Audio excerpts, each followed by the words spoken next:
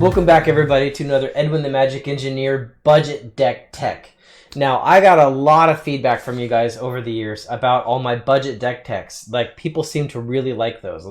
They not only liked that, they seem to be decent quality, but they actually really enjoyed kind of what the impact to the community basically was, that I was trying to provide content that would help people who don't have all the big cards have a way into the old school community to actually play games and stuff. Now, all those previous deck techs, and I'm going to link them right now, those previous deck techs were all monocolored decks, and I was doing that very intentionally to keep the decks very budget, very affordable. Well, what I've got for you here today is another budget deck tech, but this is going to be a multicolor budget deck that's actually 3 colors. Now, I'm very excited about this one, and I didn't have the original idea. On my Instagram account, there's a really amazing person I follow who has an Instagram account called Old School Magic. And I'll link that actually. Well, actually, I'm not going to link it because it's Instagram. So I'll do a picture of it on the screen so you can see the channel. And you can see that all of his posts are all basically like, old school related. And I'm going to put another picture on the screen right now of his version of this deck. Now, I liked his version. I tried it, and it definitely worked. It was definitely good. So if you guys don't like the version that I'm going to present today, go ahead and show his version, or try his version, because it does actually work. It's good. I wanted to put a little bit different twist on it, because I felt his version might have had some weaknesses against more top-tier decks, but it would be great against like other decks that are in like the more budget range. So I tried to design this one to be a little bit different, that it could actually go toe-to-toe with some of the top-tier decks that are like fully powered. So that's a major difference between like the version I'm going to show you today and his. And I actually had a middle step version that I'd been like playtesting with, and I passed around, and then it kept on evolving. So some of the other people watching this video, like I actually played this version against people on Skype. I took it to like local tournaments and stuff and tried it out. And it definitely plays pretty well, but I think I like this version that I'm going to show you guys the most today. So without further ado, let's get to the actual deck. So I am going to bring myself up into a little corner here. Okay, so here's the deck. And yeah, I've been doing like housework and stuff, so my hands are all scratched up. Okay, so here's the sideboard. I'll move this off to the side for later. Now, for the actual deck, as you can see, it starts out with, it is a white deck, and it's white, blue, and red. So it is an aggressive deck to start with. So you have your early powerful white creatures. So you got your turn 1 plays, and you got your pump knights. Now, I like the Pump Knights over the Black Knights because the Pump Knights, they can actually do a much better battle with the Mishra's Factory, right? You can make them first strike and pump them up 1, which means you can aggressively attack into a blocking Mishra's and take it down, and the Black Knights can't do that. And they still have the properties of pro-black, which is really good against the Black Knight decks. So I needed some mid-game pressure to keep things going. So I have some Serendib Efreets that I put in the deck. Just 3-4 flyers. Yeah, they do a little bit of damage to you, but that's okay because there's only a few of them. And now the reason that this is in here is because the deck is designed to do early pressure against the other guy. It's designed to push him quite a bit, and to force them to have to like play their cards and get their mana on the table and stuff like that. That's kind of the idea. They have to respond with what you're doing because you're putting down pretty decent threats at the beginning. Now, to kind of keep your game going, you've got some Swords to Plowshares. I'll move the creatures aside. You've got some Swords to Plowshares in there because as soon as it hits, like, they hit 3 to like 5 mana, they might start dropping like bigger creatures or better defenses and things like that. And you got to get those like off the table. So you've got a full assortment of disenchants to get those like abysses off the table, for instance, or some other really good defense. And you got Swords to Plowshares to remove their Urnam Djinns, their Juggernauts, or their Hypnotic Specters, or something else that's very threatening on their side. And you've also got a balance because that's not intended to be like aggressively played. It's meant to be like something that gets you out from behind, which, does happen in situations, right? So you've got a pretty decent hand of like removal here. And actually, I guess I'm not done with the removal yet, because there's a full assortment of lightning bolts. And the lightning bolts are in there just to keep that aggressive pressure on, to remove blockers that are in the way. And also because a lot of times against like a control deck, when things get late in the game and you've already got them like playing defense and you've knocked their life down a bit and they're trying to control what's on the board, I mean, drawing a bolt can just like end it. And that does actually happen a lot of times, especially against the control decks. Okay, so I want to be very clear. That's the early aggression, right? And like that version that you saw that I posted, that old school MTG, the Instagram channel had, was just like the white and the red. So in my version, I actually mixed it up and put the blue in as well. And you can already see that a little bit with the Serendibs in there. But the deck, even his deck, had this strategy where you've basically got land tax and you've got Land's Edge. And I really liked how he was combining together these tactics because this gives you something to do late game. The land tax allows you to be very reserved on your land drops and build up a lot of cards in hand, because you can do that early damage with the creatures and then you can throw the other lands at them with Land's Edge, which is much harder to stop once it's actually on the table. I really liked that dynamic, and that's the piece that Greg did that I thought was very different, because there's already tax edge decks, but they tend to be control decks, like entirely. They try to just combo out, and all they do is go straight for the combo. What I liked about what old school MTG did is he basically mixed like an aggressive early game with like a good combo based late game. And so that's what I'm trying to kind of follow on the coattails of. You have that still going on. But I did really feel that his list was missing these, the Winds of Change, because if you're land taxing aggressively and you're just filling your hand up with all those lands, then if you don't have your Land's Edge out and you're still trying to kind of like get board position, then you don't want to like play those lands out, because then you can't land tax anymore and you're pulling so many cards out. And it's really often with this deck where you'll have like 9 cards in hand or more, and like most of them, if not almost all of them, are basic lands. And then you Winds of Change and your hand gets filled up with like other bolts and knights and disenchants and things like that. It actually happens a lot. So it's a really effective draw engine to have the Winds of Change. But I've also had times where in like the very early game, I'll watch my opponent. And if it seems like my opponent is very excited about what he has in his hand, like if I'm reading that from him, then I will oftentimes drop a red mana source and Winds of Change right off the bat and just try to rip his hand away. Because this deck has very consistent, good early turn hands, right? So my chances of drawing a really good early turn hand are really fantastic. And what I don't want to see on the other side is the other guy dropping like all these moxes and stuff. Because if they do that, then they don't have to necessarily play their lands. Then it's much harder to trigger like a land tax to get the combo going for like the late game strategy. So Winds of Change is just amazing. It's been like a powerhouse in this deck. I really enjoy it. Okay, so that's kind of the combo-ness of it. Move that off to the side. So now what I want to focus on is this is the disruption. Now you notice I did have the Disenchants main deck. So I can deal with some of their artifacts on the other side. Maybe even sometimes disenchant like a specific on-color mox that they really need, or Soul Ring just to slow them down and move the game into the late game earlier. But there's an awful lot of artifact-heavy decks in the top tiers because people are playing with moxes at the very least, if not like, Lotus, Soul Ring, and then they've also got possibly a lot of other artifacts like Jame Tome and stuff like that. So there's also like workshop decks in Eternal Central that come out a lot. So the Energy Flux, not only is it really good disruption, but I really like the synergy that it has with wanting them to play more lands onto the table. Because I want them to get to a point where they feel like they have to play those lands and allow me to activate my land tax, which pushes this deck into its late game strategy, right?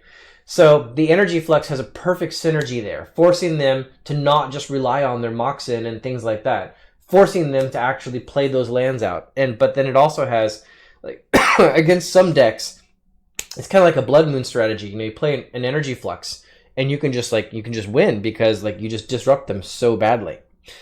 Okay, so now to the mana base in here. The mana base, of course, has to have a lot of basics. So there's 8 planes, 10 planes. 10 different planes that I've got in the deck because you can see it's very early white aggressive, right? And also, I need to get that land tax onto the table because if I have a land tax and I can effectively activate it, I can go get the colors I need, no problem, right? So I have 4 mountains in there, so I can go land tax for those mountains to activate my red strategies. Notice there's only 1 island that I've got to go get the blue strategy that I need. Now, part of that is because all my blue spells are only 1 blue. Another part of that is because my land taxes allow me to go get that blue. But then also I have Undiscovered Paradise in here, and they're basically in the deck to help me trigger the land tax.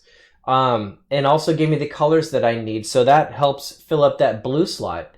But if my opponent is trying to keep off of land tax and they're actively not playing their land, then I can get an Undiscovered Paradise out on the table, and during their turn, I can like bolt a creature, plow something, or disenchant to activate the Rainbow Vale and make it go to them. So on my upkeep, I can activate all my land taxes. Now I've also got City of Brasses in there.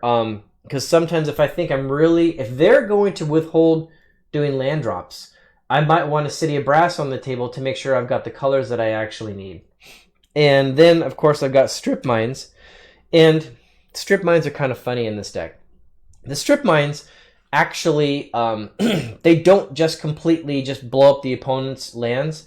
I actually had times where like I've got 2 or 3 land taxes in play, and I might even have a Land's Edge, but I need to get those lands in my hand. And if I can just get the land taxes activated, I can like land tax for like 6 lands, which effectively is like 12 damage with the Land's Edge, right? So I just have to get it activated. So I've actually had a decent amount of times where I'm stripping one of my own lands just to get underneath that land equilibrium so I can activate my land taxes. But, you know, if the opponent has a Library of Alexandria, or if they seem to be mana screwed, of course, you just go hit one of their lands. So that's the deck. And now let me move everything off to the side here so I can go through the actual sideboard. And let's see, here's the deck.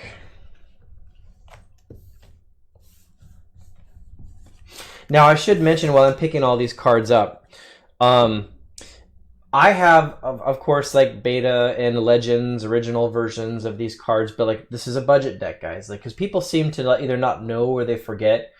Almost all of these cards exist in like 4th edition, Chronicles, Revised, things like that. You don't have to go buy these like original versions. Go get the cheap versions. And excuse me, this is an actual budget deck. Like you notice there's no Chaos Orb, no dual lands, anything like that. So anyways, for the sideboard, I put in an assortment of Red Elemental Blasts because I figure on blue decks either being, you know, a major threat in tier 1, or just like at least like put in a couple to like, because you know people are gonna play like they're gonna play their Ancestrals, they're gonna play their Time Walk, stuff like that. You're gonna get some utility out of it. And I should also mention this sideboard. This has had some testing. I am happy with it at the moment, but if anything's going to change in this list, I would look at the sideboard first before you change the main deck, because it might depend on your local meta an awful lot as well. There was only 3 Swords to Plowshares in the deck, so I put the 4th one in the sideboard. And the reason why I would see this, most of the time, if you run against like a deck with Jazams or Juggernauts, or it's got Urnam Djinns, just big, fast creatures, it's hard for your earlier, smaller creatures to deal with, you kind of just got to get them off the table, and that's what the plow is in there for. Now, since I only have 4 plows against those same decks, I figured a Spirit Link would be a really good way to nullify them as well. Because, like, especially if you put it on an opposing Serendib Efreet or a Jazam, you know, you're getting life every time like their creature hits them on their own upkeep. But at the very least, if I Spirit Link one of their creatures, then they're not going to hit me with it. They can still hold it back and play defense with it. But then as soon as I get to late game and I get that land tax, Land's Edge activated, then I can just combo out and win that way. So it's okay, right? So I look at them like not quite as good Swords to Plowshares, but it's just meant to stop that opponent and allow me to get to late game, which it does actually do.